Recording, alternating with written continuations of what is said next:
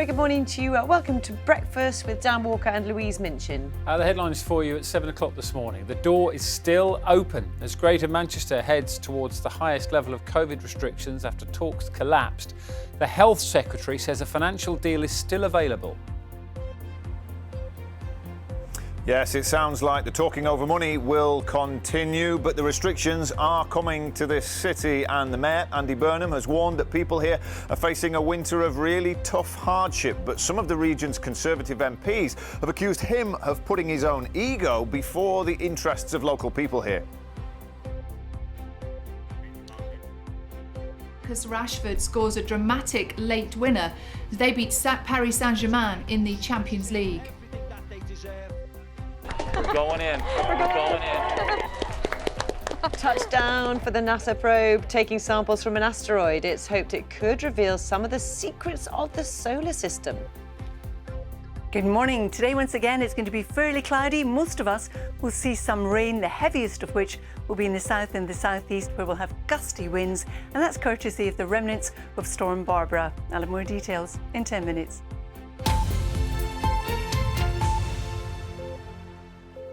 So on Wednesday, the 21st of October, let's bring you up to speed with the top story this morning. The Health Secretary, Matt Hancock, has said the door is still open for further talks about a £60 million support package for Greater Manchester. The region will be placed in the strictest tier of coronavirus measures on Friday morning, but local leaders and the government have not yet agreed on the amount of financial help needed. 6 Tory MPs have written to the Mayor, Andy Burnham, accusing him of putting his ego above the people of Greater Manchester. Our political correspondent Jessica Parker has the details. People in Greater Manchester now know that tougher restrictions are arriving. But the wait goes on to find out what extra cash there'll be to support businesses and workers, as pubs and bars that can't serve substantial meals will be forced to close. As part of a wider package of support, an offer of £60 million, say ministers, still stands. This offer was proportionate to the support that we've given the Liverpool City region and Lancashire, but regrettably the Mayor rejected it. Of course, we do not want businesses in Greater Manchester to be disadvantaged, so that offer remains on the table. Our door is open. But Labour accused Boris Johnson of pulling the plug on talks. What a petty, vindictive, callous response in a national crisis, Mr. Speaker. The Prime Minister may think he's punishing the politicians. In fact, he's punishing the people of Greater Manchester. And the Labour politician who's been leading calls for more support, Andy Burnham. At no point today were we offered enough to protect the poorest people in our communities through the punishing reality of the winter to come. £20 million only, and they are going to try and pick off individual councils. I mean, it's brutal, to be honest, isn't it? Some Conservative MPs from Greater Manchester last night claimed he'd put his ego before people's interests. He said he's standing up for an area already hard hit by months of restrictions. The NHS and lives would be put at risk without tougher rules here. That's what Boris Johnson said last night. So he's introducing the changes from Friday. Given the public health situation, I must now proceed with moving Greater Manchester, as I say, to the very high alert level. Because not to act would put Manchester's NHS and the lives of many of Manchester's residents at risk. Despite all the acrimony, politicians on all sides will be under pressure to get an agreement by then. Jessica Parker, BBC News. Well, in a moment we will be speaking to our political correspondent Nick Eardley, who is live in Westminster this morning. But first we'll go to Manchester. Dan Johnson has been there for the last few days. Dan, morning to you once again. So Friday morning is when those restrictions come into force. And I suppose one of the points from a local business point of view is there's still no clear understanding of how much support there will be. Absolutely, yes. The figures are a bit confusing. That £22 million that was clarified yesterday will come to the city, but that's mainly to support with enforcing these new restrictions and to help with extra capacity for test and trace in the region. Now, the £60 million that is on offer from the government, that's what was being discussed between local leaders and government ministers. That's what they couldn't agree on. The government wouldn't budge any higher than £60 million. Andy Burnham was talking originally about a figure more around 90 million, but said he was prepared to do a deal at around 65 million, but there was no agreement to be found yesterday. That's where the talks broke down. Andy Burnham said it just wasn't fair to accept less than that because he thought without that money he couldn't do enough to look after the people in this city who'll be affected. Now, worth saying, those whose businesses have to close, who are out of work directly because of the restrictions, they're likely to qualify for that 2/3 of their wages effectively furlough support that will continue. So this was about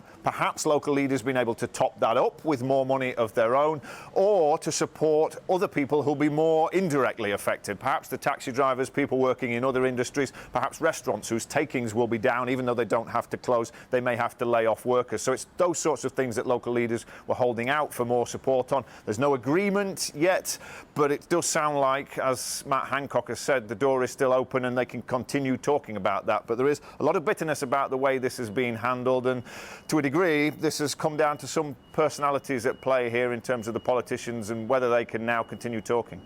OK, Dan, thanks for the moment. Well, we're joined now by our political correspondent Nick Eardley in Westminster, and that question exactly, are they going to continue talking? What's going to happen? Well, the government's saying this morning that that £60 million offer is still on the table. I think it's likely we will get some sort of announcement of business support in the next few days. The big question, though, Louise, is whether it comes in before those restrictions. No commitment from the government on that yet.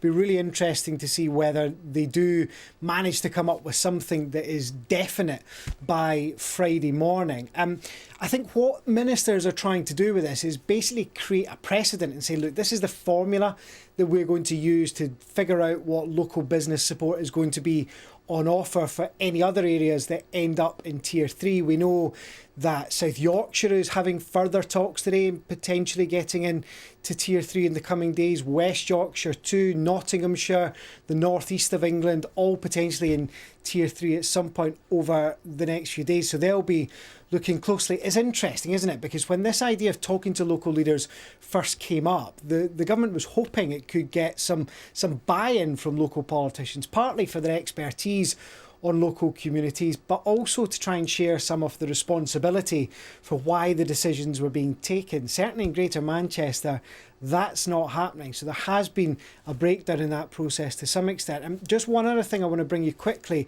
on government funding. Ministers have just confirmed in the last few minutes, actually, that their plans to set out spending for the next 3 years have basically been shelved. We're expecting to get that in the next few weeks. It's now going to be a one-year plan that we get from the Chancellor. Just another example of how uncertain the economic picture is and how the Treasury is continuing to basically try and figure out exactly what it's going to have to do on a nearly weekly basis at the moment.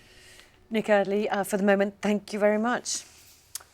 Now, scientists have developed a tool for predicting who is the most likely to develop long COVID. That's the long-lasting impact of a coronavirus infection.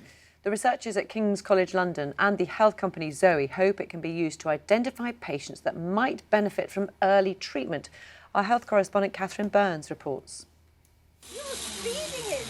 Vicky Bourne says she was the fittest she'd ever been at the start of this year, from ziplining on holiday to going to the gym several times a week. But she got COVID in March and says she's had wave after wave of illness ever since. Ankles or my wrists will suddenly get very sore and swell up. I lost my sense of taste and smell again. It just went completely. I've definitely got some brain fog.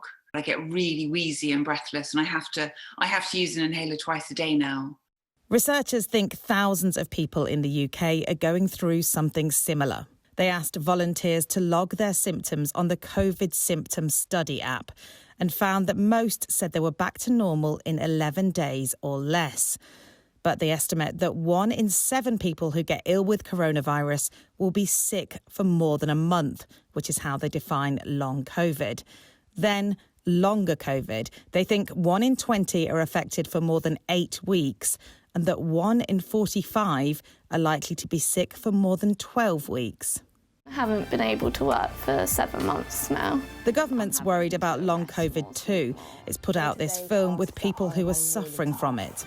It can totally wipe me out just doing basic things. The Department of Health and Social Care says this research should be a sharp reminder of the long-term and potentially devastating effects it can have. Scientists have used the data, though, to come up with a tool that can predict in 7 out of 10 cases who's likely to go on to develop long COVID. We wanted to have an idea of how much that might affect people, especially as we are going into a second wave now in the pandemic, where more and more people are going to get exposed to the virus. And so clearly, if people are having symptoms for more than 2 months, that's going to have significant economic and social implications. The strongest sign that someone's likely to get long COVID is having more than 5 symptoms in their first week of illness. Next, age. Over 50s are slightly more likely to get it. Women seem more susceptible, as well as people with asthma. Vicky is under 50, but she did have more than 5 symptoms and describes herself as vaguely asthmatic. Now, 7 months in, she has good days and bad days, but feels that she's getting better, slowly. Catherine Burns, BBC News.